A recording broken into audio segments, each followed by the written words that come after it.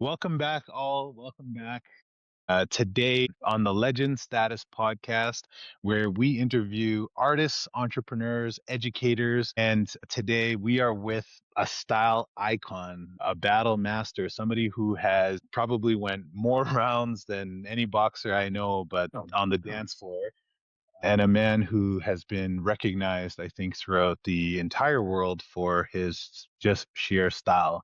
Today we are with the legendary B-Boy Reveal. Good day, sir. How are you? good and good. How are you? Yeah, I'm doing great, man. I'm doing great, especially now that I have a chance to chat with you. I know you are in different time zone right now. Is it morning there? You're in China, yeah? Yeah, that is it. It's actually like afternoon time. I'm not sure.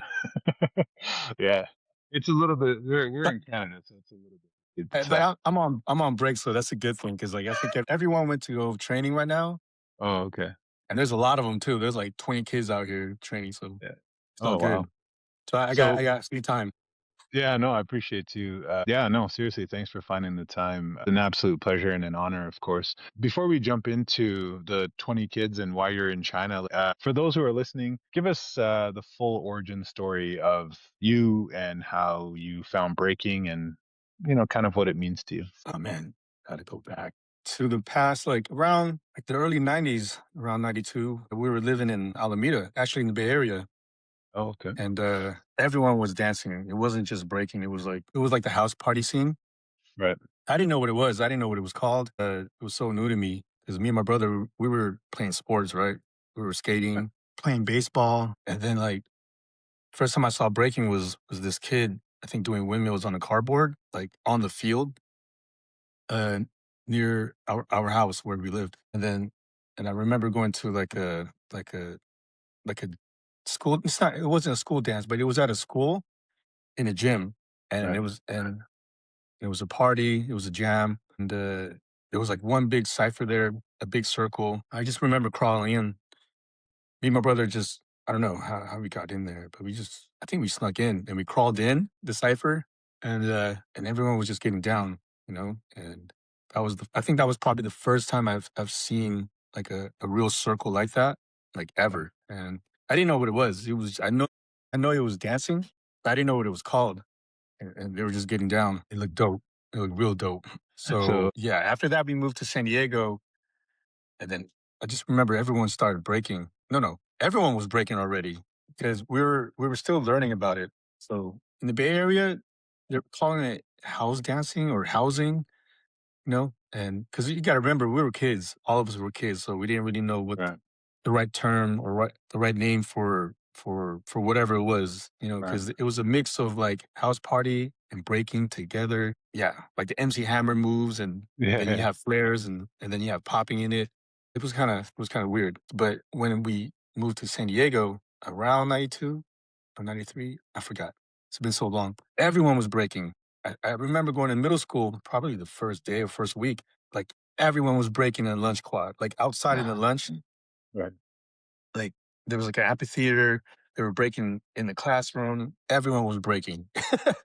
Yeah, it That's was wild. crazy, and they were calling it breaking too, so because we didn't really know, so I think that's when we discovered the right name for it, was around that time, was breaking. But even that time, people didn't really know how to break properly because they were still Right. young. It was mainly just power moves, and some of them were breaking, like, in their socks, We were doing that too. 'Cause, you just start with windmills, jackhammers, turtles, flares. That was, like, that era for us, was, like, the power move, beginner era, and then Right. and then around 90 like, 2 years later, like, '94, when B-Boy Summit came, the first B-Boy Summit, that was, like, my first real jam. But me and my brother my mom took me and my brother there, and we saw a Rocksteady crew, B-Boy Alliance, and just so many breakers there. Yeah, and so we saw the real thing there, was at B-Boy Summit. B-Boy Summit 1 was, like, my first B-Boy jam. What year was that? What year was the first B-Boy Summit? I'm pretty sure it was '94. I think it Okay. was '94. Wow. Yeah, '94.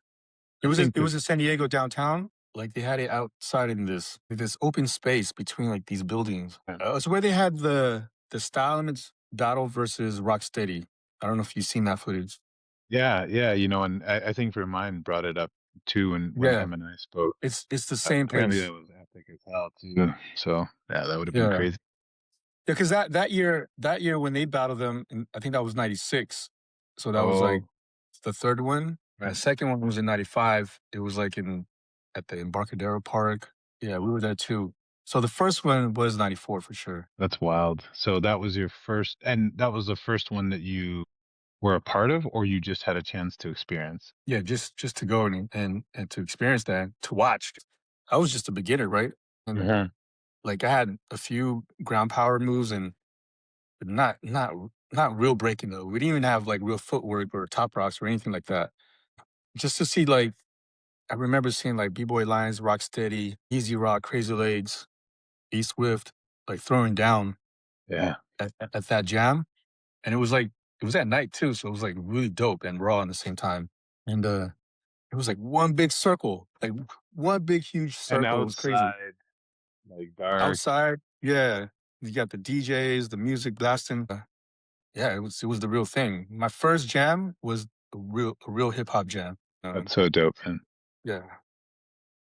Do you remember it all? Like, just take us back there, and do you remember kind of the emotions or anything that you played through in your mind at that time? Yeah, I was just in shock the whole time. I guess you would call it culture shock, right? Like when I saw it, uh, when I saw it in the Bay Area with my brother in the school gym, that was like literally the first time. But what we saw at B-Boy Summit One, that was like the real, like the true essence of breaking. It was hip Right, hop, and so I felt lucky. Like we felt like, damn, like this is it. This is the real thing. right. Because we've seen like music videos and movies when we were young, like Flashdance and Footloose, even Teen Wolf. I think as Teen Wolf, there was like a clip where he does like a backspin somewhere there Yeah, yeah, in the locker room. But when you're a kid, you don't really know these things. You just remember seeing it like as a flash. But then when you then you have B-Boy Summit right in your city with the real breakers, the real B-boys, and we're like, damn, like, we were shocked. Like, damn, this is right. this is it. And right from then on, like that's what I wanted to do, you know? I Yeah, fell in that's love so with it cool. right away. It's crazy how it takes a lot of it's kind of like advertising, I guess. It takes a lot of little small moments that sort of guide you in that direction. My brother and I, when we first started practicing dance, we remember when we were kids and one of our Mm. cousins, shout out to Rob, he was like Uh, trying headspins in our living room and we were like, what the heck is he doing? And yeah. years later, he's like, yo, he was breaking, like he was practicing. So Yeah. it's really cool how it sort of leads up to that point. And I think one thing I would point out that I really find interesting is how you say, like, yeah, man, we were just beginners and we were still in that power stage where it's clear, like, one, you're very style heavy, but I think the world needs to hear that as well, that evolved b-boying is footwork and it's that, Mhm. like you said, essence rather than just the power. And it's clear that Yeah. a lot of people just see headspins and windmills and go, that's breaking. But we know, right, in the culture that it's like there's more to it. There's Yeah. dance, there's Yeah. fade, there's style, and it's clear that just how you said that very naturally. So how does it feel for you? Like I feel like I mean, your style is so recognizable. Are you aware of that first off? Like, I feel like the whole world knows who B-Boy Reveal is and how you dance during that time. Are you aware that people recognize you in that way? Yeah, I hope so. But I've been inspired by so many people though that helped me develop my style, and I got to give credit to all these guys that I look up to. So it was a lot of dudes that we were watching at the time, like coming up in the '90s, and for sure it was guys like Rocksteady Crew, Air Force, Battle Squad, and a lot of the guys from like Europe because we seen tapes like Battle of the Year, Yeah. and that made a huge impact to us in Cali because when I got down with my first crew in high school, we were getting tapes like all over the place from like Australia, Europe, East Coast, Canada. We had the Bag of Tricks tapes. I don't even know how we got that too. But Crazy. because my one of my close friends that was in my first crew, he was really doing his homework. He was digging a lot, not just digging in the crates because he was DJing too, but he was digging Right. for like footage and knowledge, and then we'll find out about who they are on those tapes or later. It was like those guys. It's like Rocksteady, Battle Squad, a lot of people from Europe. Australia, like B-Boy All-Stars, actually from New York too, East Coast cats. Yeah. But mainly like those footage we were getting it, you know? Right. It was weird because yeah, it's just coming from San Diego, like, damn, how are we getting these tapes? Yeah. I remember because we did have like hip hop stores in downtown. I remember thinking about it now, and that's where he got a lot of them was from those hip hop stores. They're little small shops though. I think one was called Tools of the Trade, and the other one was I forgot the other one. I forgot the other name. Yeah, Yeah, we had one skate shop that had tribal gear and some videos of like, and they would have like three videos for b-boying, which was so yeah, cool. I think it was called Nine Times at the time, and it was just shocking that when I look back today that it even existed because mm, hip hop was so I don't know, neglected or it was just not recognized, in where yeah, we were from. It's when we got a hold of one of those tapes, it probably got dubbed and recorded 30 yeah, times and passed around, so the quality was really bad. yeah. No, So man, many it's bootleg. pretty, yeah, 100%. It's pretty clear though that everything's kind of gone full circle. That those people have sort of inspired you, and you've now had the opportunity to inspire people all over the world. Do you feel that, just more as of recent time that you're getting your flowers, or have people always really recognized you and given you your recognition? Yeah, I feel like I got recognition at a young age, and yeah, I'm thankful for that. I'm grateful. So it's cool, and then getting a chance to like travel still to this day for putting in work from a long time ago. Because breaking, you got to remember, breaking wasn't really like a thing you do full time back then in the '90s, right? Like it Right. was like you go to a jam like every 5 6 months or something, and you'll be lucky to be like in those tips or made it to like the semis or finals if there was such thing. Because like now you got like top 18, top 16, top 30. Now it's like so crazy. It's really hard to uh, make your name out there. But with social media, it does help. But I'm saying back then, it was hard, but that wasn't the goal though. You just love the dance, you want to battle, and then if you get recognized, then it's good. It's all good. Right. Yeah. I was going to ask, is there something that drove you? Like, were you trying to build something? Were you trying to pursue something? Or was it just that you just loved what you did, so you did it? And so I feel like when you battle, there's this almost other part of you that comes out and Oh, use definitely. Yeah. yeah, like when I see you battle, I'm like you first of all, you're very tactical. Like you know the moment I think that you want to go in, you know how you're going to respond and you clearly do it well. But there's almost this different beast that sort of comes out. Talk to us about that, man. Like how does Well, that yeah, that's the beauty of breaking. Is you become something else like you never thought you could be. Like, damn, I didn't know I could do that, And I did it right. right there at that moment to that music and to that song. And yeah, you bring the beast out, or you bring the god out, Yeah. or there's so many different ways you could describe it. But ultimately, you're just being yourself, though. That's the hard part. It's interesting because I was brought up as a quiet kid. I think I was mostly shy in school, right? I was mostly shy, and when I found breaking, it's like it was so different. It wasn't like playing baseball or skating. Well, it was kind of like skating too, but it was just so different from everything else I tried. And once you get good at it, you obviously you got to battle, right? And Right. it's just a different type of how do you say it? Like energy. Right. You bring something out of you that you never thought you had inside you, like that. Like, damn, I didn't know I was like that. You know, Right. and I'm a shy kid when I was younger, so like battling, like I had to like learn how to battle, and the only way to do that was just to do it. So yeah, What made you like, clearly it's and I think for any of the future generations listening, because I was the same way. I mean, I'm still somewhat shy and awkward to this day, but when I think about dancing, it really was an opportunity to like express yourself in a different language, as yeah, I hear all the yeah, yeah, time. exactly. How did you, yeah, like you just jumped in, like were you just brave enough to do so? Because I feel like that's what held some people back Yeah, from becoming great dancers. Like what made you feel that you should just do it, or was it the preparation prior? Like, did you practice prior to make it happen, or that's I where mean, you practice? I don't know. Like thinking about it, I didn't really have any type of like preparation or I just break a Really? lot. You know, you just throw down and you just go off because your crew's there, the energy's right. I mean, the vibe is right.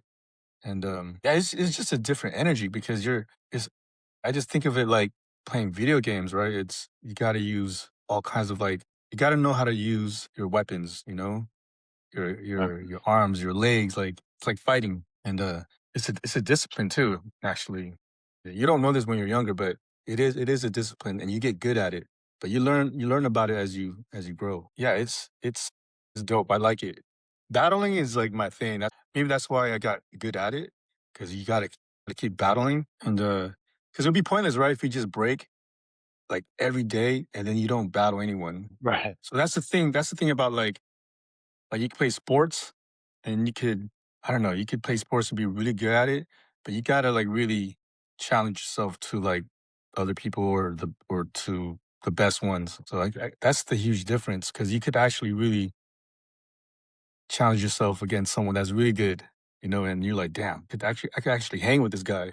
Right. And then you bring that energy, and then you bring that energy where you're like, damn, I didn't know I had that too. So yeah, it's just a learning like a learning process. You just don't know it when you're young. Right. So you didn't really have like a practice regiment or anything. You just loved doing it, so you kept doing it, and that's what got you better, Yeah, essentially. yeah, yeah, yeah. Do you have who are a couple people that you thought, man, that was a battle that really brought the best out of me? Oh, like a It can be one-on-one? crew battles as well. Up to you. Crew or one on one, whatever. Honestly, I didn't really do a lot of one-on-ones, but I've done solo battles, like one-on-ones in the ciphers and circles, Uh-huh. and I like doing that because I feel like there's less pressure in the circles. In a big stage, a big competition with all the lights and people, man, that's for me, that's stressful. Even when I was younger, I'm like, "Ah, I don't wanna do that. I don't Right. care." Even though you killed it, but whatever. Yeah, because the time was right, because I was breaking all the time, so maybe that's why I was doing good at those jams, and I wasn't good at every jam, you know, like, I suck in a lot of jams, but those jams that I did okay or I did pretty good is because I was breaking all the time. If you do anything more than 8 hours a day, right, you're gonna get really good at it, right? So it's your full time. I didn't think like that back then, I just know that's what happened, that was the result. It's because I was breaking all the time. And, yeah, I wish I was getting paid for practicing though. But, Yeah, we'll get into that, man. So you would actually say, like, I was the question I always think about with any b-boy, especially legendary ones, like, where do you think you refined your style and your dance the most? Was it in a cipher, in a performance, or in a battle? Like, where would you generally put the majority of your time to sort of evolve if uh, somebody were to ask you? it was in the cipher first for sure. I started in the circles, you know, and that's how I saw it first. So just getting down in the circles, being around my crew, my first crew, and then a bunch of people I met from like out, you know, from other cities, and then you just test yourself around new people around you, you know, and then you get better and better at it. But doing competitions or like organized battles, yeah, I like doing that too. But I think the ciphers was a place where I felt more comfortable. Just for me, like a huge competition, and I felt like I was always nervous. I didn't really like that because it was just because it's like a waiting game. I don't know if you ever been in that position. You're like, damn, all Yeah. right, we gotta wait for our name, and then you hear your name versus this crew or Right. versus this guy 1-on-1. So it's like a waiting game because you get kind of like nervous a little bit, unless you're 1,000% ready that you're like, yeah, I'm gonna burn everyone in this jam. Right. I'm gonna cook every single person. You know, you Is there gotta have that anyone confidence. Yeah, is there anyone that you danced with that had that confidence, like, more times than not? Yeah, yeah, for sure. I was around a lot of guys like that. That was like top level, like amazing b boys. Like Give me some names. I felt really lucky. Like oh, I could just bring up the crews like Rock Force guys that I've seen from L.A. like L.A. Breakers, Stout Elements, and then just seeing guys like Easy Rock. You know, he Yeah. really inspired a lot of us in San Diego because if it wasn't for him, really, we wouldn't be doing a lot of this stuff because like he was breaking the right way. Right. in San Diego, Yeah. you know? Yeah. And Style. he was So pretty much the best. Yeah, he was the best in San Diego where we lived, and we used to see him at these little functions and jams and sessions, and it wasn't really breaking jams. They were just like parties and jams. And right. he'll throw down, and we're like, "Damn, we got to get on that." He was Right. so fresh and smooth. Easy Rock was the man. So yeah, being around like seeing guys like that, and then later on, I started to meet guys like from L.A., Ruin, Frankie Flav, Caveman, John, Iron Monkey, Vietnam, and then like when freestyle session started happening, a little bit after B Boy Summit, I started to meet a lot of like dope cats from like all over. Like they were just cool cats. The guys you meet in the ciphers, mainly at freestyle session. And Cross knew a lot of them, and Yeah. I noticed that. So Yeah. Shout out to yeah, Cross, man. He's like the Dana White of the b-boy world. You pretty know what I much, mean? yeah, because they're both bald Like, too. yeah. Yeah, It's shout outs funny to because Cross though. That's my dude. yeah.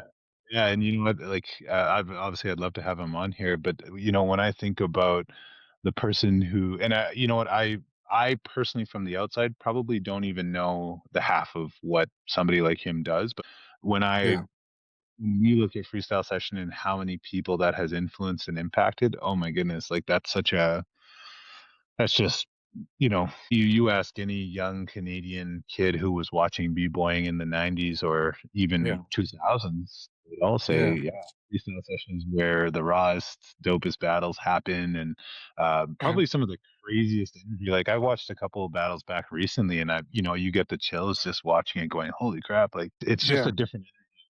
So let's go back to some of the crews. Like it's pretty clear that, just Cali as a whole, I talked to Remind about this. Like, what do you think is so different about that area that makes great artists, b-boys? Like, I don't know, there's just so much cool stuff coming out of there. Like what makes you think, Here in San Diego. yeah, yeah, San Diego, the whole area around the Bay Area, Cali, all that. Yeah, the West Coast. The West Coast was dominating. I feel like, and I think a lot of people know, like the whole country, like Cali was really on on some other stuff. Like they were like really crazy at that time because I think it's because of the jams. Honestly, the jams because there was B Boy Summit and there was freestyle session. But even in the Bay Area, they had Best of the Best, and I know there was a few jams out there too. In LA, they had Radiotron, and then I'm pretty sure there's other jams out there too. Mhm. I don't know all of it, but I'm saying those big names, those events, I think it really did make a difference for a lot of the breakers, for the community. The more jams you have, right, the competition is going to be more great, like more crazier. So everyone was just training and breaking every single day.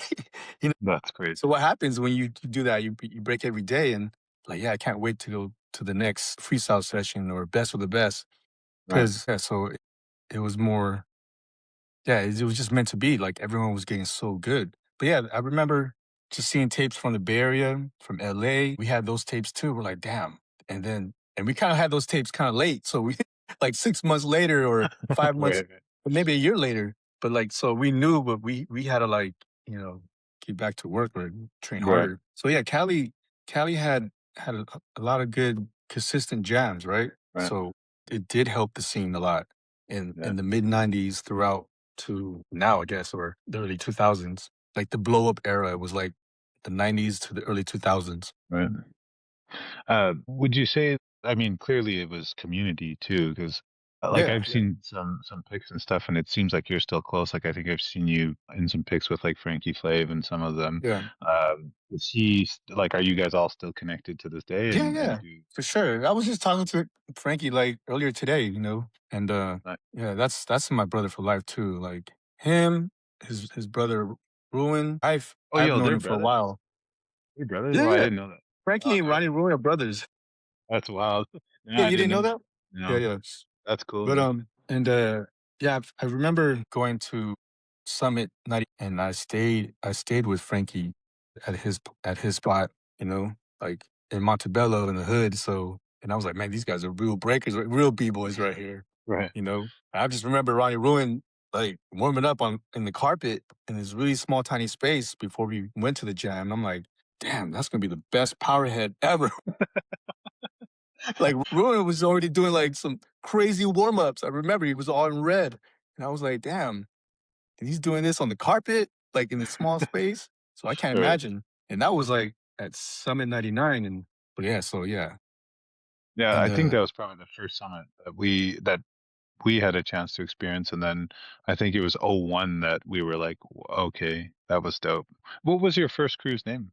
my first crew, my very Did you first have any? crew, my very first crew in like in the mid '90s was Foot Soldiers.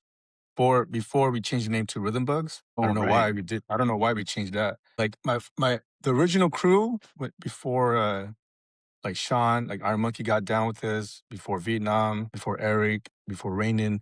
It was really like my high school friends, you know, and we were called Foot Soldiers. Me, Manson, Frank, Troy, and my brother and Manson's little brother Nathan and Cosby, rest in peace. And yeah, it was us in high school. And so like those guys like really like changed the game for me. Like and they inspired me a lot. They taught me the real thing, what breaking was about. Cause they weren't just B-boys. They were like DJs. They were DJing, they were going bombing too, doing graffiti. Some of them rap, Manson, Cosby. And yeah, so I was around like real hip hop heads, you know, Right. like right when I got into this culture, when I saw breaking in '94 at Summit One, like they were already my friends around that time. So in the same time, we were just like learning it, and, you know, together, evolving. Yeah, it was those guys that kind of pretty much helped me, like along the way. Yeah, that's dope. Did you have like when you really just started getting to the kind of the battle scene, was it intentional? Because it looks like, and I won't say you avoided, but it looks like you put so much emphasis on a lot of freezes and much more style. Was that intentional when you started to get in there, or is that something you developed over time? Like I think about Mhm. injury when it comes to like power moves sometimes, and I'm like, oh, maybe he's styling it Yeah. out because he doesn't want to get injured, or was it just something that you thought this is my style, this is what I'm going to own and represent? No, Like, was that I mean, thinking about it right now, like I I would get injuries right now thinking about it. But yeah, like, hitting blowups and freezes because we called them blowups too. We just wanted to do because I've seen cats like Vietnam, Iron Monkey, Caveman, and I saw guys like Crumbs in person and Remind, and then later on like K-Mel. Like all these guys have amazing blowups, and I'm like, damn, like they're taking it to a higher level. So, you know, blowups were like something where you just wanna like impress everyone, you know? So I was naturally skinny and I guess flexible. Yeah, I was pretty flexible. So I had to learn everything, all the tricks. So yeah, so just learning tricks and freezes was a normal thing. It was very easy for me because I right? had my ground power. I just had a little bit of footwork, but I had to learn everything though, as you know. So yeah, In the early stages, were there people that sort of tried to like, if because I think about back in the '90s or whatever, if there was no massive amount of power in a set, people didn't really understand it. Was the scene evolved enough at that time that people knew like this is b-boying, like footwork, and you're a top rock, like this is what real b-boying is? Or were people still searching for like, yeah, Ronnie Ruin, flying off the wall and stuff like that? Like, did they understand it at that time? Did they understand the style and what you were doing, or were you kind of getting a little bit of backlash from it? yeah, I think people already did. Yeah, honestly, I think people already understood what breaking was already That's around that dope. time when when we were all making our name already. Right. Around the year 2000, I think a lot of people have developed like their style like already at that time. I feel like a lot of dudes that I've seen that I was around, like they mastered their style at a young age. They knew about breaking already, and the guys that they were around were like masters too. Yeah, so I had to you know be on my game too around that time. So yeah, I think everyone knew we were all on the same page. We were just Nice. still evolving though. Honestly, I think because we were still like in our late teens, most of us, like getting to our 20 or the early 20s. that's when you're like at your prime. You know, you just now you. I feel like you learned everything. I'm saying like the basic fundamentals. And then you have blow ups, the dance, the yeah. You're just unstoppable. Once you learn everything and you get the hang of it, yeah. There's no telling what you could do. You could do anything. There was a post that somebody mentioned on our side that we used to sit around and watch Rock Force versus the Family, and I really felt that there was some.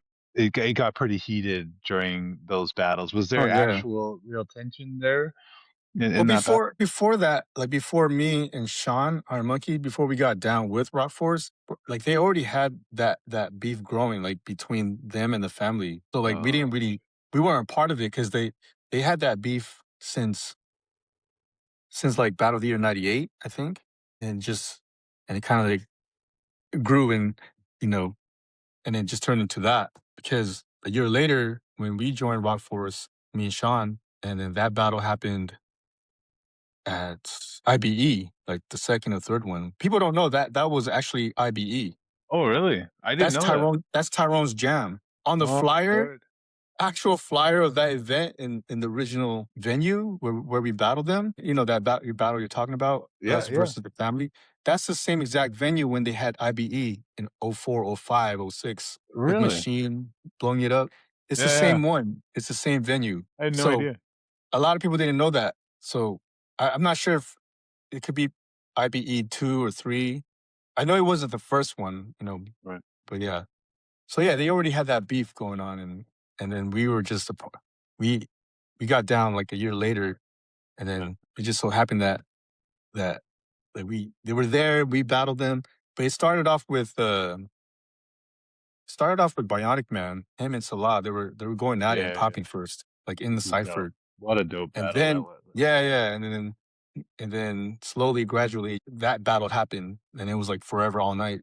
But it was fun. That's what I like. That's the stuff that I like is that kind of warfare. Yeah, and I think you said something earlier that was really important. The battles or the expression in a cipher, I feel like is so unfiltered and it kind of strips away the nerves. And I think people really get a chance to talk. Like they really get a chance to show who they are Yeah, yeah, in those places. And I remember watching that popping battle between Bionic yeah. and Sala. Like at the time, I was popping. So when I was Oh, watching Bionic, really? I was like, "Whoa!" Like this, like that just blew my mind, man. I was like, yeah, and there was an angle where he was doing something with his face, and we couldn't see it on the viewer's side. Yeah, But it was yeah, showed on the other, and everyone just blew up, and we are like, oh. And yeah, it was man, that was such a classic time, but yeah, that yeah, looked like it was more in a cipher than an actual like than the battle itself, right? So I've always yeah, said like you get a camera on the ciphers and the small circles, you're probably getting way better footage in that than in any battle that's being yeah, widely. So yeah, that's interesting that that was an IBE because I didn't see really any yeah. other battles. Were there who were the other No, crews that were there? that wasn't organized or set up. Oh, It just happened. It just happened because we were I there. see. Because at that event, there was like I think there was like a 2-on-2 on stage, like an Oh, actual word. like competition, organized battle. And then like I think maybe it was the same night, I'm not sure, or the same weekend. But yeah, we battled them at that same venue.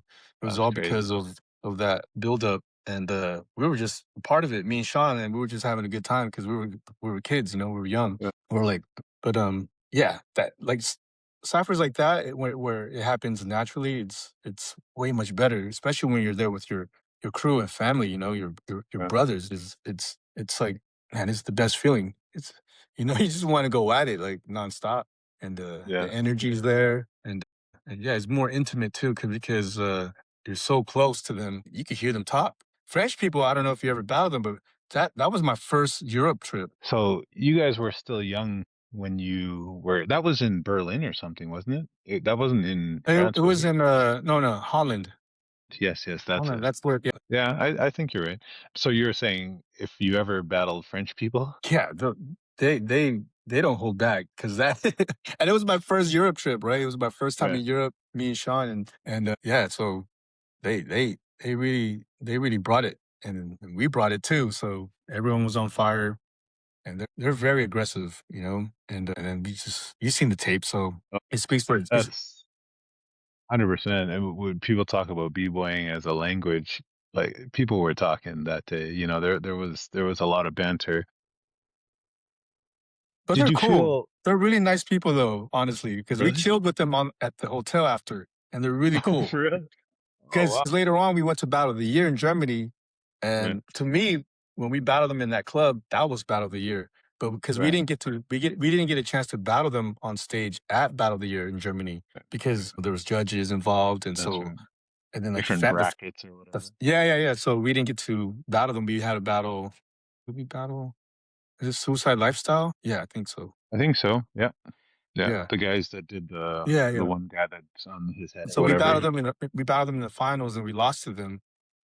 And then the family, I remember, like, they were pissed because they felt like they got jerked and they wanted to get their, like, revenge, or they wanted to battle us again because it was only, Right. like, a week after, the The the actual jam in battle. Holland. Yeah. Wow, really?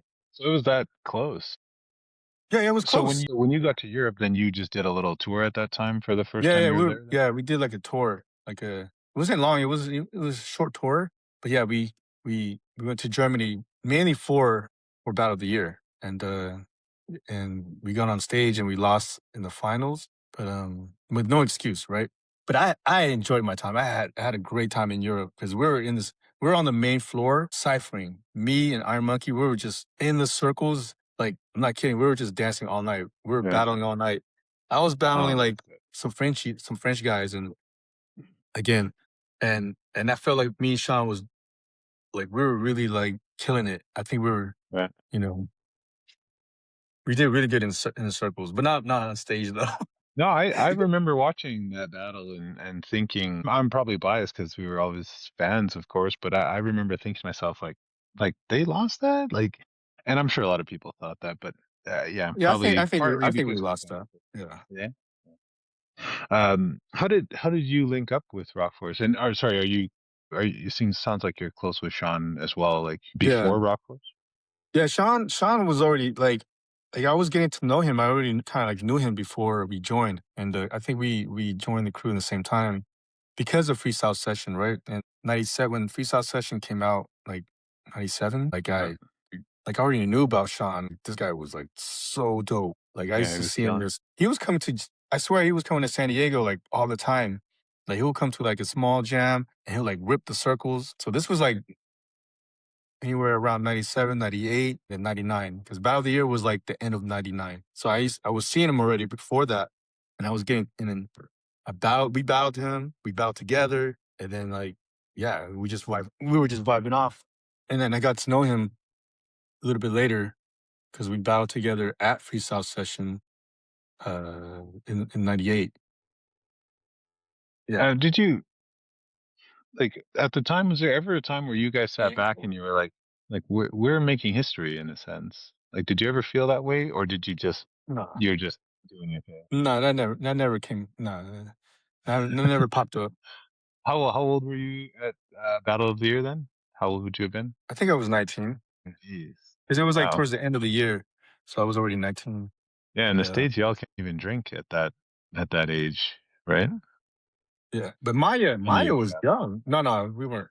Yeah, it's true. I was, like, a virgin to everything, especially being in, like, Holland and Amsterdam. I remember seeing the red light district. I'm like, "Damn, like, this really exists?" Real. Right. You Yeah. know? But I I've remember never been there. Maya was the youngest one in the crew, and he was, like, I don't know, probably, like, 16 or 17. He was really I'm young. trying to I'm trying to think who Maya is. He does like the Yeah, spiders onto the head yeah. thing, yeah? He did the Oh, he's turtles, dope. Yeah, the yeah, yeah. elbows. Yeah, he was sick. Yeah, Cause jeez. yeah, I Way miss ahead of his Maya. time. Yeah, he was young. He was like the youngest one in Raw Force, and he killed it at Freestyle Session '99, the 5 year anniversary. Yeah, he was amazing there. Yeah, he killed And that. no, a lot of people don't know he was probably the youngest one out of all of Really? us. Yeah, because he was like around 16, 17. I'm not Wow. sure, but I know he was still in high school. So how did that feel to like be traveling at that age, man? Does that like were you super nervous when you were there or were you just excited and like how what were the emotions like at that time? I wasn't nervous at all. Maybe just on the flight because I hate flying, but like, no, I was more like excited, like traveling or especially like going to a country that you never been to. And yeah, I was more excited.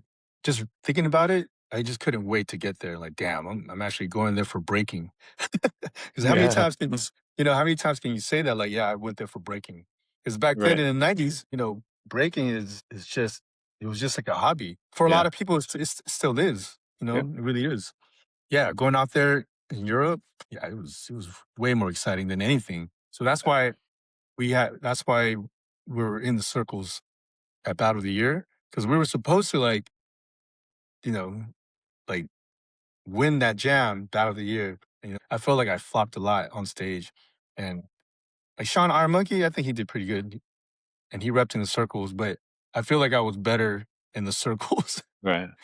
because I hate that pressure on stage because for some reason that year at Battle of the Year '99, it was like a huge concert. I'm not kidding. Right. Like it Yeah, was they had huge. rappers and they had a bunch of different stuff going on. And I loved the showcases, like Mm. that performance side of it I thought was really cool, but I personally I've always felt like the person who performs well may not battle well. You know what I mean? Like Yeah, and I felt like if you guys were putting so much energy into either a performance, you might battle better. I don't know, but yeah, yeah, or and vice some of versa. it Yeah, repeats. Yeah, it repeats itself sometimes, like, oh, that guy, he did that move already in the performance and now we got to watch it yeah. again.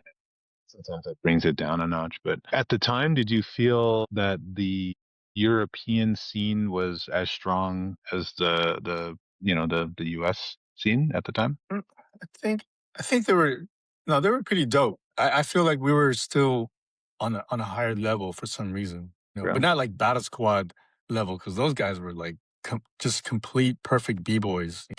Could never get on their level. But I feel like our around our age group, I feel like we could, you know, like hang with the Europeans Right. or whoever around that time because there were tapes out there. We kind of like no, we didn't really know all of them though. We didn't really know the guys that we were going to Right. battle. I guess that was a fun part too. Yeah, yeah, you just don't know. But I You, feel like we you're. could hang. I feel like we could hang with a lot of those guys. It's like Mhm. Cali and the West Coast. They were, they were amazing. There was a lot of beast coming out of Yeah. the West Coast. Yeah, I feel like at that time, the essence, as you've talked about, was captured much more in the US and especially in the West Coast. I feel like the Europeans, is from footage, obviously not being there, there was a lot more power and tricks that they seemed to focus on. But I think after 99 and clearly some of your guys' influence, I think that's when I really started to see more style come through, people understanding what b-boying was. Mm. That's just what it felt like. But uh, when was the first time you made it to Asia? First time? I think it was Korea. I'm not sure if it was Japan first or I think it was Korea first. We went to Korea for what was the name of that? It's on stage. It was me, our monkey, and Kareem. Oh, And it's been so not long. R16, right? I don't even have that tape anymore. But John Jay, he was the host, and he threw that jam. And shout outs to him, because he took care of us out there. And that what was it? Something session or something like that. So long ago. But yeah, that was the first time we seen Total? Koreans. No. No, not total Total session. session. Yeah. So that was the first time you're in Korea. Yeah. What did you feel at that time? Like, was the scene much more rich? They were amazing. They were Yeah. crazy dope. Cause like I I remember me, Sean, and the crew, we were watching, like Cross was showing us footage of Koreans breaking and it was on the internet, Right. like at his house. I remember that day too. He was showing us and we're like, damn, these guys are really good. They're Hmm. amazing. I didn't know their names, I didn't know their faces. I just remember they're breaking and watching that footage. I was like, man, these guys are like on a high level of breaking. So they were really dope. They knew what's up. And so we had to like prepare for that. But that time, I feel like I didn't really train for that. I wasn't really training for jams. I just break. Right. Right. It was a different mindset. Hmm. Now these days, you train specifically for that jam for those Right. crews or whatever.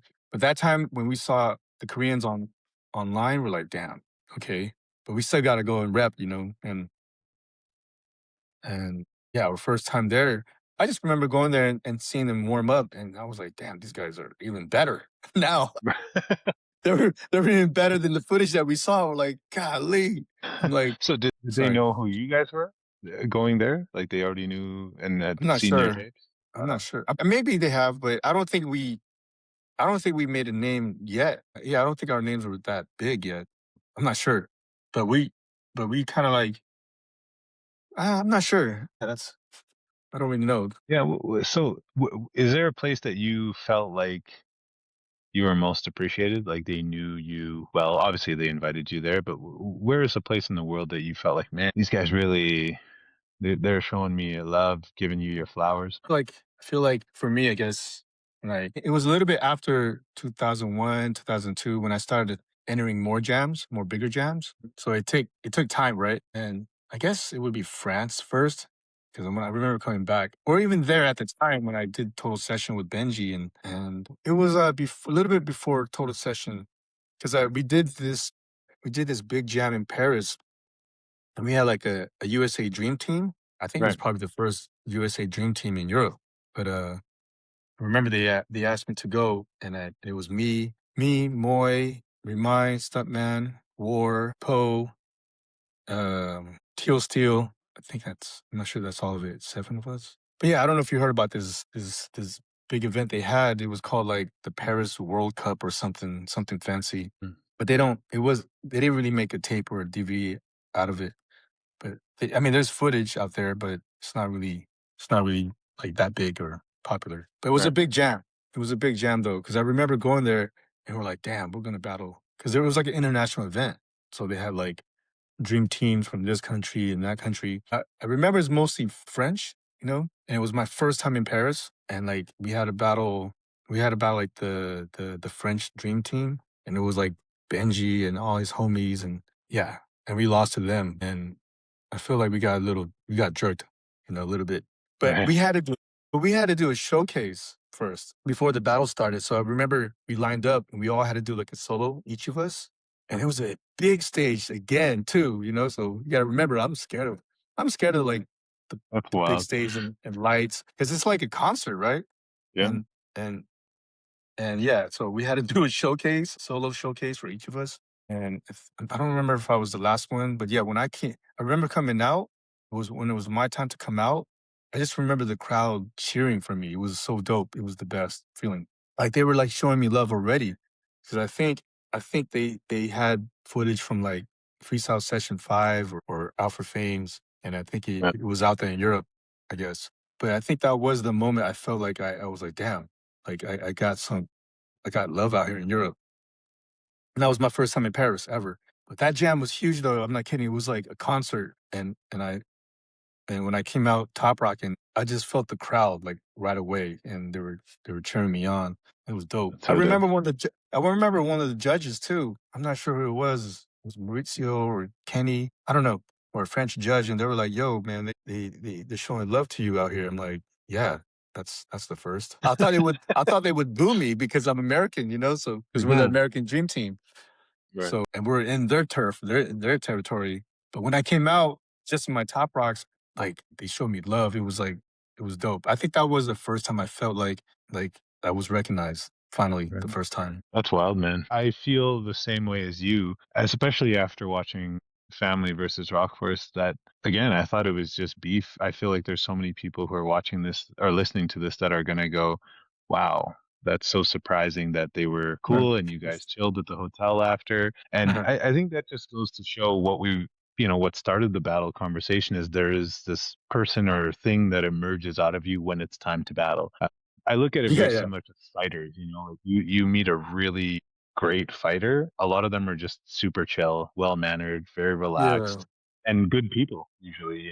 And I'm sure there's a lot of people out here that are surprised to hear that you're shy or like scared of the lights because clearly you've hit so many stages that I think that's pretty surprising myself. But how has life changed for you since your battle days and since that time? Oh, it's changed a lot. It's a man. I miss breaking. Honestly, I miss battling. I miss being young and healthy and just, full of energy because that's what breaking does to you. You have so much energy that you just wanna, like, release it, right? And I feel like when you get older, like, all that energy you put out there, it's slowly going away, but you still have it. That's the weird part. Like, I feel like I wanna get down, but my body is kicking in. It's, like, telling me, like, "Nah, you can't do that anymore. Because I really have serious injuries. I have an AC joint separation injury. I blew out both my knees. I have, like, a wrist injury. You can actually see it. It's like a bump on my wrist. Okay. Yeah. I see that. It's called something like ganglion cyst or something. I just gotta get it pumped out, like, or cut out.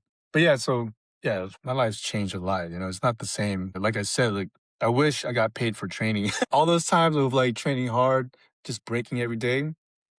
Um, because that's what guys are doing now. They get paid for like not really they don't get paid for training, but they do get paid to be consistent. To be consistent because they gotta put in work to win, right? So you have to train hard and and then make your name and get some wins, get that W. Because Right. that's how you're gonna get work. Unless you like you're really smart, you know the right people, the system, and you work in LA, get an agent, you work in Vegas, you work in the shows. But I never really did those. That wasn't my intention or my goal. I didn't Right. want to like work in the industry or anything like that. Right. I naturally felt like I just want to break like it's a hobby. And then Right. if they fly me out, I'm like, okay, I'll take it. Right. Yeah, and just enjoy the fruits of what it brings rather than go and seek all these other things that like lifestyle for it or commercializing it Yeah. like we talked about.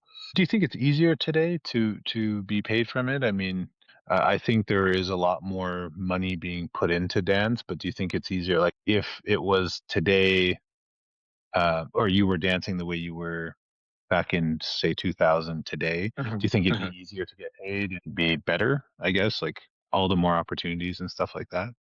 There's definitely way more opportunities now. Things change so much where people could just you could break full time, right? You could break full time for sure. Cause like I'm out here in China and I'm teaching, coaching, but I feel like I'm just around dope breakers already. Like, damn, you guys got it already. And I'm doing workshops and judging jams. That's like a side hustle, right? But I feel like for if you want to do this full time, you really gotta like put all your effort into it. You Right. really if you really want it so bad, it's either you go all in or you don't. Because Right. breaking is really man, it's hard on the body. It's not Yeah. forever, but that's why they call them b-boys, b-girls. Right. They do it when they're young. But if you're smart, if you know how to train smart, not just train hard, but if you know how to train smart, you could do this for a long time, right? It's all about longevity. So if you know how to take care of yourself, uh so it's not just the wins, right? It's not just about the prize and the money, but if you know how to take care of yourself and be smart with promotion and advertising yourself, monetize your footage, just Right. monetizing your name and brand, yeah, you can make it. It doesn't matter. You don't have to be the best in the world, but it does help. But if you're just good at communicating and connecting with the right people, you can make it happen. Not just with breaking, just in anything in a hustle. So Right. especially with the world we're in, with like the technology, the internet, social media, I feel like there's no excuse. So Right. basically you're just creating an opportunity for yourself. Because in breaking, you can't just go to like a office or a building where you could just apply on a piece of paper or on the internet. Right. You could create something for yourself. And there's a lot of opportunities out there. You just gotta go out there and get it. Yeah. Right? Do you feel that is that sort of a goal that you have now? Because we talked about it offline, but Mhm. how truly like b-boy legends were just simply not paid, and those who didn't sell out or commercialize or whatever you want to call it. But is that a goal that you have now that you want to start to maybe leverage your brand a little bit and grow? I don't think it was I don't think it was my goal ever. Yeah, I never really thought about it, but even like 20 years ago when I was still doing it, like traveling and or staying abroad, being a b-boy expat, and because I stayed in Europe for a few times, Scandinavia a few times. I lived in Russia for 3 years, stayed in Oh, China for a dope. few months.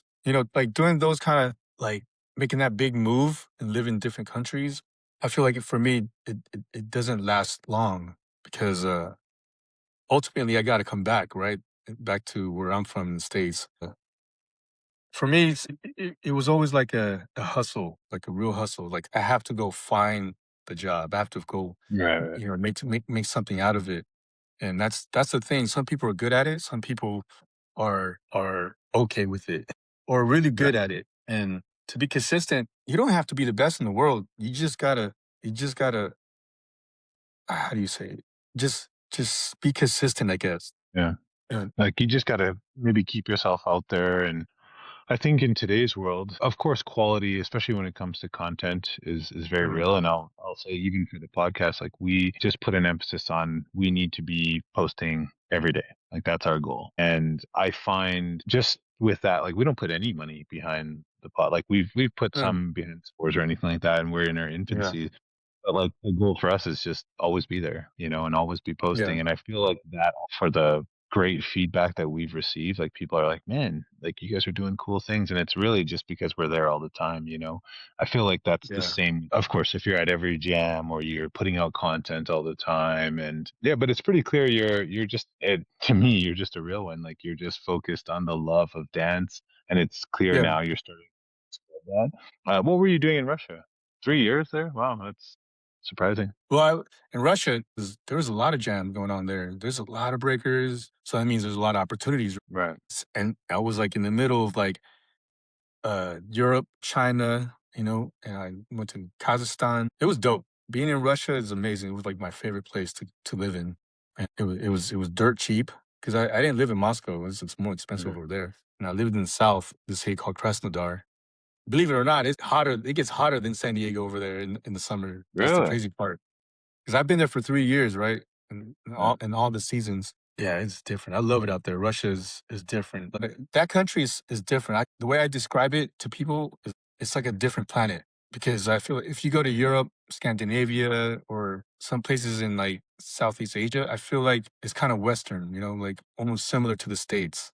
Like there's Right. Americans around, there's English. But when you go to Russia, you go to Russia or China, it's like there's no English. There's no there's not a lot of Americans. It's just Russian. Like everything's Russian. So it was a crazy experience. But I fell in love with it like right away. And also I had an ex-girlfriend there, but that's in the past. Oh, But we're talking about breaking, like there's so much opportunities out there in right. breaking.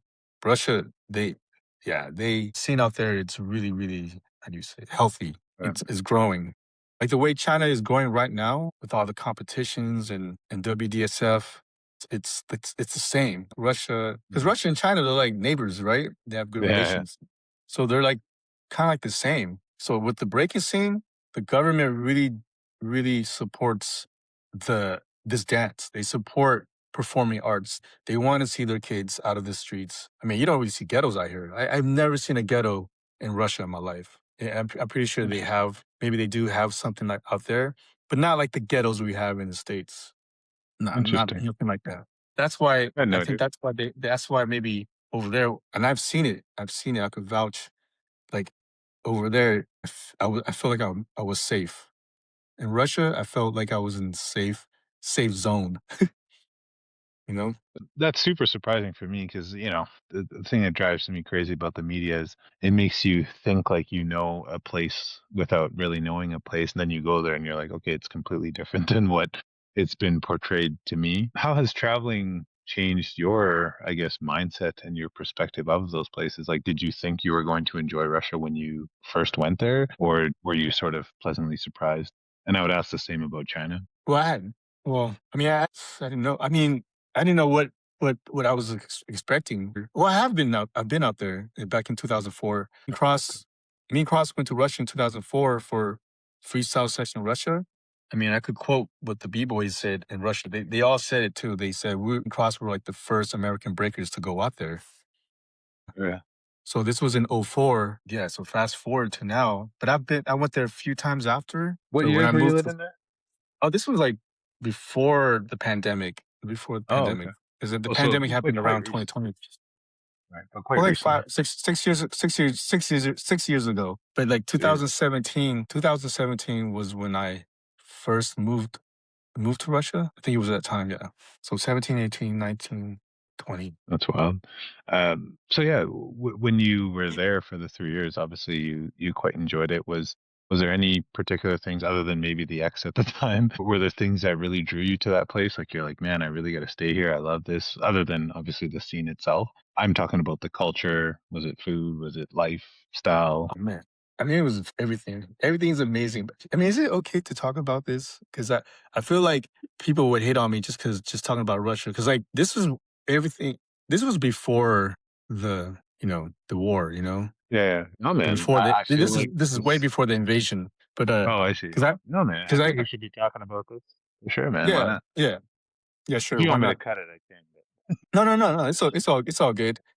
Everything about it is really dope. Because don't get me wrong, not every country is perfect, right? But what I've learned about Russia, it's nothing like what you see in the movies, on TV, media. Just nothing. It's nothing like it. Like maybe look like they're scary and intimidating at first, and it's true because they're like Right. that in public. They all look like they all look like the Like same in a way. Very, very sincere, no emotion, no expression. But there's a reason for that. They're very real people, like very real, real honest people, and they just tell it like it is too. They'll just say it, and Right. that's what I like about them. They're not. How do you say? Their culture is so different from us. It's totally different, but but they are a lot like us too. In the same time, they're very kind people. They really are. Once you get to know them, once they open their door and you come in, and then you get to know them, then they start smiling. Mm. Yeah, it's amazing out there. It's different. If we're just talking about Russia just in general, Yeah, yeah. the lifestyle is amazing there. It's different. It's clean. I've never seen any bad, crazy, like violent activities. I've never seen a ghetto. I've never seen a homeless person. I've never seen like anything like out of the norm. Right, And yeah, the city I lived in was beautiful. And I traveled a lot in Russia. It wasn't just I lived in Krasnodar or Moscow. I was traveling in right. a lot of different cities. I traveled in Siberia, north, south, you know, and yeah, I was in Sochi. Yeah, it's dope. Because the thing is, people think Moscow is just Russia. Nah, that's not it. You gotta go travel. Obviously, you gotta see Right. more of the country, any country, right? So I Mhm. traveled to like small cities, small villages, big cities. Yeah, and such a big land, such a big country. Because it is the biggest country in the world. So I kind of got to know how Russians are. They're really cool people. They're very kind. How would you compare them to people in San Diego or the life in San Diego? Very different in regards of just people or just the city. Like, Just the whole city, man. Like the things that you said to me that, kind of check off right away. If you've never seen a ghetto, there's definitely going to be a ghetto. And I've never been there, of course, but there's plenty of ghettos in Canada, even. There's probably homeless people in San Diego. There's definitely yeah, homeless no, people in there's a lot. Canada. Yeah, And I'm told it's definitely, there's almost a like lot of a homeless. problem at this point in time. Yeah. I mean, the time. I mean, when I was there for 3 years, I didn't see any homeless people. I didn't see no crackheads. I didn't see nothing. Right. Even though you could be in some cities or some areas that look kind of like grayish or dark or you know what I mean, or Hmm. bleak or scary, intimidating. It's actually like normal for a lot of Russians. But I Mm. didn't see no I didn't see any like negative part of it, no negative side. And Like but if you fights go on the to street or something. but if you're in San Diego, it's not always like peaches and cream out there. There's parts where you don't want to be sometimes, and especially at night, walking around by yourself. That's just how it is in big cities, right? And then like Yeah. our downtown, I swear, there's more homeless people now going on. Like, I think a lot, it's happening a lot in the states, in the big cities, and like almost every big city that has a downtown, there's so many homeless people. Maybe it's just I would me, say but I'd say the same about Canada as well. And I at first I thought it was again, media, propping things up. But our west coast would be Vancouver in Yeah. Canada, and it's truly a problem. Yeah. You can't leave your vehicle with like some. They were saying that some people just leave their doors open instead of getting their windows smashed to see something in there. Like they're just letting Wow. people into their Okay. cars to search around. A few friends of mine were downtown Vancouver and we were driving a pretty nice SUV and we were able to Mm, leave it there. We had no problems. We went in and actually just watched a movie and came mm, out and there was no issues. But I will say it was, I don't know, 10 o'clock at night and the streets were packed with just mm, homeless people and drugs and openly, which was even more yeah. sad. So I do think it's becoming more like prevalent or we're just seeing it more. I don't know, but I'm No, it's told true. Yeah. the West. No, it's very true. I mean, you could take the bus, just take the bus one day, a whole day to like downtown area or just certain parts of San Diego or any inner cities and big cities and states because you'll see homeless people. It's an epidemic Mhm. and it's a problem. And I feel like the I don't know, they don't really address the issue because I guess they're so busy using the money for other things. I think we know Right, that. But I feel like comparing that to Russia, where people think that country is third world, it's not third world at all. right. Got the they got it good. They got it going They on. got to Like, figure it out. dude, because I don't know if I should mention his name, but their president, like he really changed everything there, since he became Right. And into truly, office. would you say that they're more for the people in a sense? Like they're really focused on providing their people with, good quality of life? Yeah, yeah, for sure, There's a definitely. big And difference. you can see it even if you go visit as a tourist, don't just go to Hmm. Moscow though, but go to like different cities, and it's and it's and it's all over. I feel like it's not just in one big city, it's all over the country. It's pretty, how you say, almost the same level. Like, it's nice, it's clean, their parks are beautiful, the nature is nice, everything is just nice and trimmed. And maybe Right. some of the buildings look old, but inside is nice, the maintenance is good. Maybe it doesn't look like a Lamborghini, but Yeah. inside is nice and it works. Well But taken that's care what of. I'm Yeah. trying to say, where it's not a it's not about the surface. Hmm. It's deeper than that. But they do have nice cities. They have nice buildings. It's modern too over there. And What no, would you it's say just about there? China's different. It's dope here too. I like it out here. This city I'm in right now, Linyi, is called Linyi City, Yeah. and it's about two hours or two and a half hours away from where I'm actually staying because where Royal lives is called Pinyi, and we had to take a bus. Dude, we were like in this school bus, a bus full of kids. I'm not kidding, like bunch of kids, right? I didn't know we were gonna take a bus, and it was like all Royal's crew and all the kids from the studio or from our city, and we took the bus coming here for like this big competition games, which is like the stadium is like right here on the other side next to the hotel because Right. we're in a five-star hotel. We just checked in today So, from another hotel. Yeah. And there's other buses here from different cities because Shandong is like a big, huge like district in China in the north. It's like right. 16 cities in a Holy big crap. county. And the Wow. thing is, it's a qualification for like the next big one. I So see. this is like the qualification for their like region, like Shandong region. And there's like 16 cities.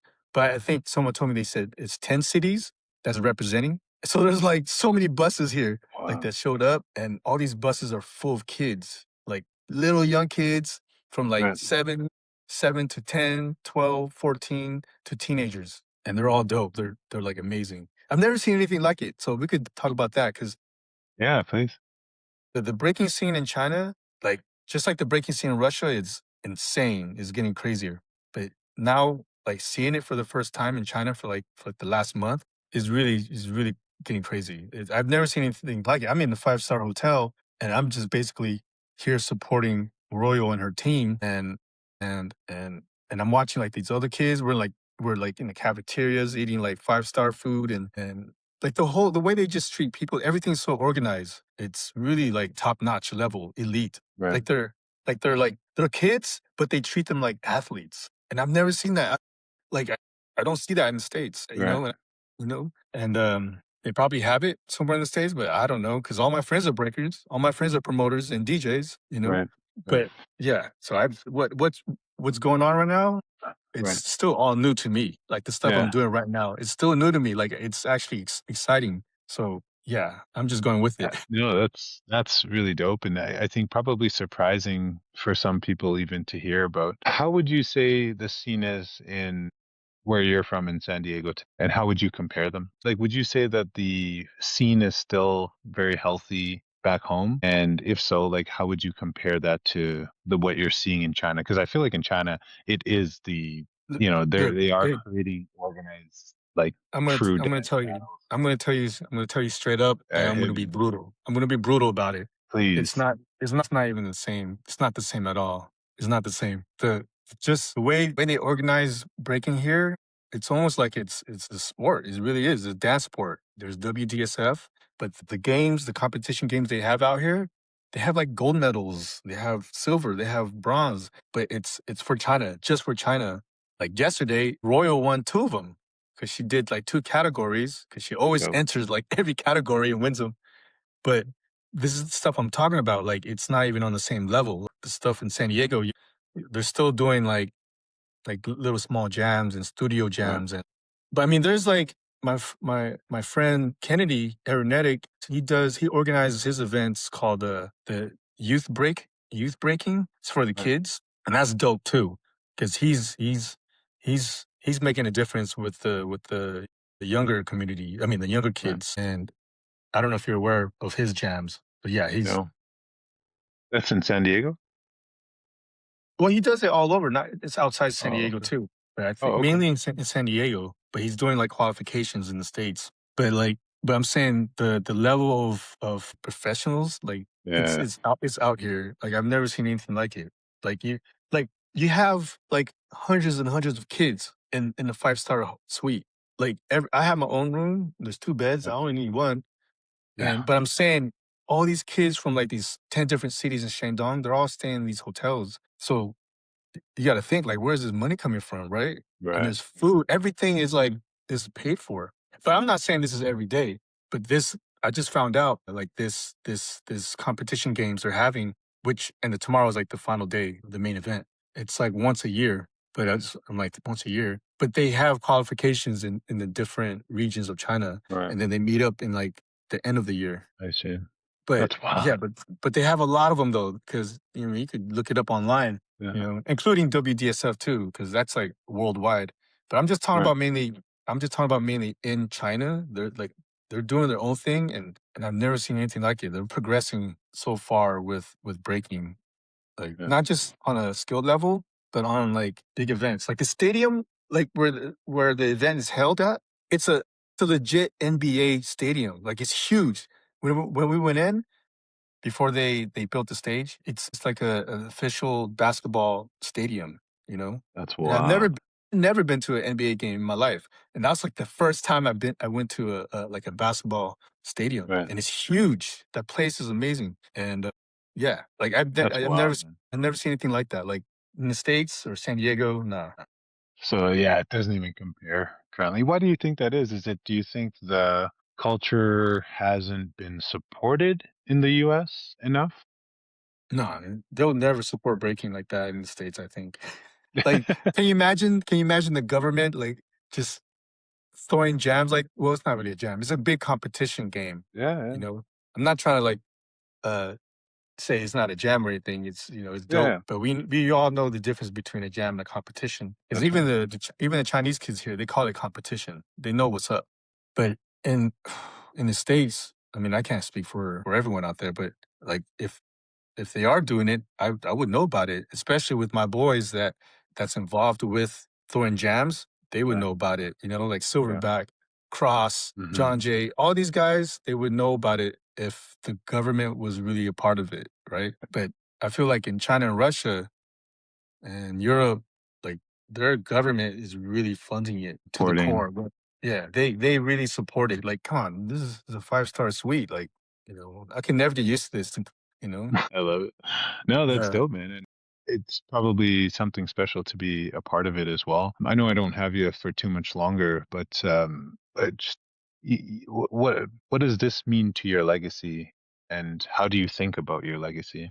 Now that you're in that match or whatever. I don't really think about it that much. I mean, I don't really think about my legacy for anything. I just wanna stay relevant and just try to help the new generation because that's what I'm out here for, really. I'm out here to just to support the team and Coach Royal as much as I can because I think she got it all. I told you that earlier too because she's different, and 30 years of breaking, I've never seen anything like her, especially with her crew too. Like her roommates, my gosh, they're like so fresh and they're different. They're just Right. different. The discipline, man, that's just another thing. The discipline, because when I saw them train, even the first day how they train, it's not even the same. It's trying to compare it with breaking in San Diego with a kid, and I'm not trying to like knock them or anything like that or diss him or diss. I'm just trying to spit the facts, like and and the stuff I'm seeing here now. This is this is going to be the blueprint for the future, where breaking is going to be professional one day. Like they're going to go to a coliseum full of breakers, and want to see a battle. And I think they already Hmm. do that because they have it in malls, and now they have it in stadiums. But here, I mean, but in the States, it's still like, it's still, it's like jams. It's just more like jams, jams, jams, Right. and studios but it's not. I don't think the government is involved heavily like that. They're not really involved like that. What do So you think is harder, getting known or staying relevant? staying relevant, if staying relevant helps because you know you could say like, yeah, I was a breaker back in the '80s or '90s or whatever. But if you're only around for like a couple of years, it doesn't really matter. You have to Hmm. stay relevant. I think that's the only way because you could talk the talk, but if if if no one really knew what you did, maybe you threw down a few times. But I feel like you have to stay relevant and reach out to I don't know, to the kids because it's all about the new generation, right? Right. That's how I feel about it. It's all about the new kids. It's all about the future, the new generation, and teaching the youth. And you're the guide. Yeah. But if you were in this for like 3 4 years, I mean, cool. But you got to stay relevant somehow, right? Right. Yeah, and it's interesting. Like you are probably one of the most humble b-boys I've ever spoke to, and not to say that there isn't a ton of humility out there, because I think a lot of greats are. But like I do feel somebody like Royal to seek you out and enlist you to coach her through. Because to me, I feel like as much as you might not be able to provide what you think is relevant Yeah, to her now in her state because she's killing it or whatever, but I do feel like the experience that you've had over 3 decades, I don't feel like there's any person who can't benefit from that. yeah, Because there's going to be when hopefully nothing ever happens, but yeah, someone gets injured or something happens. Like there's a yeah, lot that you could probably do to help navigate people through that. Hey, yeah, yeah, so can I ask you what keeps you in the States? Like it seems like you really like, obviously, the travels and stuff, but is you got family there? Is it just your yeah, friends? yeah. Is it just community? Is that Well, what keeps my you my there? mom and my brother's there. They're Okay, still in San Diego. right. It's a beautiful city. First of all, I don't know if you've ever been there. Never. No. Everyone wants to move to San Diego, right? Right. But the cost of living is like it's insane. You got to be a billionaire to live there. But Right. I don't know, man. That's like that is like my my my question all the time. Like, man, why don't I just like live in Asia or anything like that? I have this talk with everyone. And it's not that easy. And I tried it in Russia, and so yeah. So I've always tried to like move abroad, but it's not that easy. Right. It's because it's breaking, right? I can't just move to another country and apply with like a piece of paper or anything like that. I'm just getting like think about it. I get work through like through friends through the breaking world, and I sometimes I surprise myself like, damn, I'm actually out here just because of breaking. Right. You know, it's still in my head. I always check myself like, damn, I can never get used to this because it's not every day that you could do this for breaking. But for a lot of Hmm. people now, they are doing this as a living. But for Right. me, But for me, I'm a little different because I'm from an older generation where you can't really live off breaking for me, you know, because in the 90s, I didn't really do the industry work. Right. I didn't really go all out. Mm. You know what I mean? I didn't really go Yeah. full all out as a full-time professional dancer. I just like doing it because I love it. And if I get booked, then I'll do it. So that was like, that's just pretty much how I did it. I never really did it full time, but I would love to. I would love to be out here and maybe, you know, stay out here a little bit longer if I can. Well, I got to tell you that is exactly why I think you're a legend. Not only all the work that you've put in, but just your outlook on it is it's super humbling, man, to know that you have had the impact that you've had. You haven't, like you said, you said it a few times, like you checked yourself and you always, it seems like you've just kept yourself grounded through that Mm, process. So like, yeah, all the love and props, man. I think that's needed because it's clear you have the respect and recognition for from the so many people in the whole world, right? Is there thank you. any yeah, no, definitely. Is there anything that you want to accomplish? Like obviously you want to stay out there a little bit more. Have you thought about some of the things that you want to do in the near future as well? I'm just thinking of how we can support you.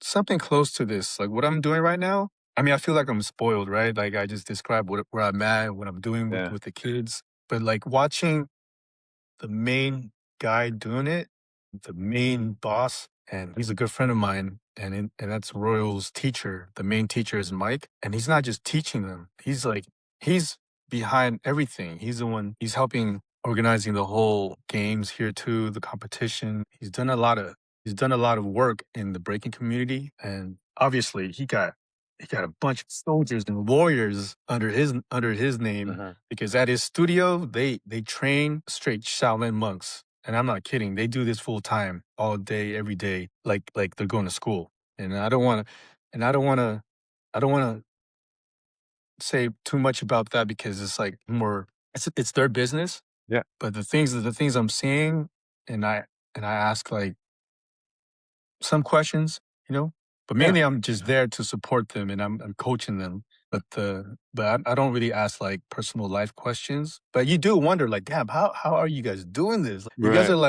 You guys are like super saiyans and at a young age. And there's Right. a reason why they're like the best or they're really dope at a young Right. age. And I'm seeing it for the first time. I always wondered because I when I met them last year in Europe when I told you, and I used to see it and I followed some of them online and now I'm finally here to see it and witnessing it. Yeah, it's really crazy. I've never seen anything like it. In my years of breaking, I've never seen this kind of discipline Mhm. in my life. Like it's dope. It's really dope. Because I know there's Russian kids that's taking it to the next level and they train crazy hard, they train smart, but I was never around them. I was just at the Yeah. jams and I'll teach workshops. But here's different because now I'm coaching like a specific group and it's with Royal and Mike's kids. And the crew is called Dancing for Love. And they got their own studios, they got their own company, everything. So Dancing for Love, like they're just taking it to the next level. And yeah, it's something I've never seen before. I'm actually really like I trip out, like, damn, I'm here Yeah. watching this. Right. And no one could ever see this in the States. Like no one sees it. And the thing is, like I've recorded so much since I got here. I want to upload it. I you know, I upload maybe I like kind of like upload it a little bit, but no, it's not the same way actually when you see it in person. Yeah, dude, it's amazing. It's like Right. they're very disciplined. It's very interesting. I've never seen anything like it. And they're young and they're fresh and they know how to rock to the beat. Dude, the stuff they do to the music, I've never seen anything like it. It's just so dope. Really. And So I want him to teach me right. to train. I love it. You're there coaching, but you want to be. So it's clear you. Part of it, I'm sure, has to be, and openly, this is part of why the Legend podcast exists, is because of what hopefully we do. I think I told you offline, like I just had a son this year, 5 months Yeah, ago, and I want him to be able to listen to this and go, "Yo, that's what's happening in China," and maybe yeah, he goes, "Yeah, I want to train there." I want to learn through these types of people. So yeah, it's clear the educational piece for future generations is a big part of what you plan on doing. Is it specifically there in China that you want to do that, or is it possible that you may want to create maybe another faction, in San Diego or Oh, that something like that? would be lovely. That'd be so dope if I could just do that, like do what my homie Mike is doing here, but do that in Hmm. San Diego. My gosh, that would be like a dream. It's not impossible, but I feel like it's so far fetched because like the stuff he's been doing this for a while now. Right. It didn't happen overnight because So it created he over time. he created this legacy, because Royal is to me, to me, Royal is she's the one. I could talk about her for hours, but I think everyone knows she's one of the best ones out here. If Yeah, I not, think you if alluded if not, to she's the her. best. You I know, think you alluded to her, the Michael Jordan of b-boying in China currently. dude. Right now, she she she wins a lot of battles out here. Yeah. And it's not just that. It's not just the wins. It's what she's doing. It's not what she's doing, it's how she's doing it. She looks fresh. If we're just talking about straight up breaking, Right. you know, like besides like the gender thing and as a Yeah. B girl or a B boy, she's just a dope breaker. Like straight up, she's so dope. Hmm. Amazing in dancing. She's the complete package. She's very humble. Oh my gosh. All of them are so humble. They're like little innocent, cute kids, I swear. Like all of them are cute. Hmm. Like when you get to know them, they're just regular cute kids, like playing. But when it's time to like get down Yeah. and That and beast. rock. Oh my gosh, they're like warriors. I'm not kidding. They're so dope. And that's the thing too, because like I know so many people that are big headed but big egos, and just because they know everything and they've been doing it for so long, Yeah. they think they're like the best. But here, the kids don't know they're that good. I'm like, if I was that good, if I told them too, I'm like, man, if I was that good, I'll be so cocky. I'll be I'm not kidding. Like they don't understand because you already know, like the Asian upbringing out here, especially in China, Yeah. is different. It's very Very different. They're disciplined. so Very. humble, so kind. Like Right. I'm not kidding. It's different. I never seen anything like it. It's almost like a movie. Yeah. That's dope, man. Yeah, you know what? It's clear you're garnering even more, and I find it very fascinating that yeah, at, this stage in your life career, you're still garnering so much inspiration from your surroundings and your travels, and sort of like going back to the same place and going, oh, this is how it's evolved, and everything is just Yeah, crazier now. yeah, yeah, Yeah, man. Congratulations on everything, man. I could sit here like you speak of Royal and we could talk all day about how we recognize you. And today is a day that, man, I really hope you get to achieve and do some of those things because I feel like it's what the world needs. If there is such a big contrast between the scene in China and San Diego, like I hope that you can bring that back and I hope you can really show the people there because I think not only should the government see, but I also think the community should see and go, how do yeah, we? Because sometimes it's pulling from the government and pulling from some of those places and sort of organizing things a little bit better. Like I remember when we danced, we couldn't even find a place to practice in our high yeah, yeah, school. yeah. Exactly. So it's not all that far off today because other than people realizing there is organizational things that you can do. But I do think there are advocates such as yourself that can represent. When I spoke to Twix and I'm thinking about like Jeromsky and some of the stuff that they were doing, like it looks like Seattle has sort of stood behind them a little bit and really Oh yeah, promoted yeah, them. You yeah. know, Seattle got their back. yeah, and Yeah, I found out there was like a Yankees Day. yeah, Shout out to Jay for doing the pod too. Like that was so dope. So when I think about that, I'm like, why are? Because I could tell you something. I don't see in Canada. Bag of Tricks was there at one point, but there hasn't been any strong representation out of here. And I actually believe it's not just based on the community; it's based on government support and people just like you said, standing behind some of these emerging talents. mhm. It's crazy to hear that from China and Russia, and it's probably scary for any emerging b-boys that are coming out of places that don't get the support. There's always flowers that grow out of the concrete or a rose, Yeah, that yeah. grows. So I do think it will still help. But thank you for your time today, man. I am so honored and to share this and have a nice chat with you. Thank you. I'm really grateful for you taking the time. I know you're super busy out there, and I know I probably bothered the crap out of you. So that's part of my No, game, and no. I want to make sure that I'm there.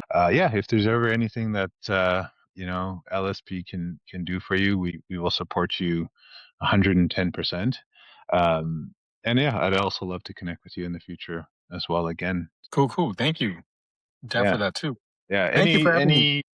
Any shout outs to anyone or anything you want to? How do people find you? How do people support you? Just let Just the basically Instagram, Ryan Reveal Instagram. I mean, I guess just shout outs to you guys and oh, my crews. Rock Forest, California, Dancing for Love, because like they're showing a lot of love out here. And that's the crew out here that's like showing me love. So yeah.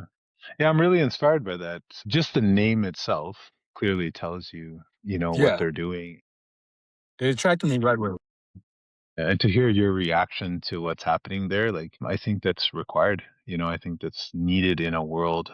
I think it was actually Jack Ma who said it. He was, if you know, he's one of the billionaires in China, and he talked about how, like, this with the future of AI and robotics and all those things, like, what we really should be focusing on is teaching our kids art and being creative and, Yeah, yeah. performing art. So I feel like China is really, 10 times down on that and really focused on that. So, yeah.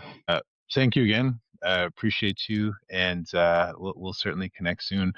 For everybody who's listening, please like, subscribe, follow the man. He is truly a legend. And if you really want to do yourself a favor, go watch a B-Boy Reveal highlight reel for a while. So thank you so much, man. Appreciate you.